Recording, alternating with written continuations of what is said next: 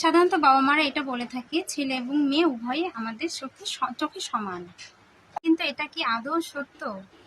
জন্মের পর থেকেই ছেলেদের হাতে ধরিয়ে দেওয়া হয় বাজারের ব্যাগ, কারেন্টের সব কাজ করবে, বাইক এবং সাইকেল চালাবে। আর মেয়েদের ছোটবেলার থেকেই, জন্মের পর থেকেই কানে গুঁজে দেওয়া হয় তোমাকে ঘরের কাজ সামলাতে হবে, রান্না করতে হবে, ঘর গোছাতে হবে, এক কথায় সংসার সামলাতে হবে। এই কথাগুলো কেন বললাম জানো তো? কিছুদিন আগে আমার সঙ্গে একটা ঘটনা ঘটেছে। আমার ঘরে বোর্ডে হচ্ছে সুইচ একটা কোনো সমস্যা হয়েছে। তা আমি বললাম ঠিক আছে, তাহলে আমি একটু চেক করে দেখি। তো সঙ্গে সঙ্গে বাবা আর মা বলছে, না না না, তুই এটা পারবি না, এটা তোর কাজ না। তখন অবাক হয়ে আমি তাদের দিকে তাকিয়েছিলাম যে এটা কেন আমি পারবো না। আমি বলেও দিলাম তাদের। ওরা বলে উঠলো, না তুই শখ খাবি। আমি বললাম খেলে খাবো, তাতে কি সমস্যা? ও আমার রক্তে মাংসের শরীর, আর তার ছেলেদের কি গন্ডারের চামড়া দিয়ে তৈরি শরীর?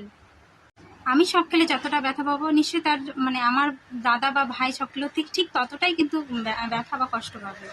তাহলে দেখেছো, বাবা এবং মারাই কিন্তু ছেলে মেয়েদের সমান চোখে দেখে না, তারাই একটা ডিভাইডেশন তৈরি করে দেয় নিজেদের মধ্যেই।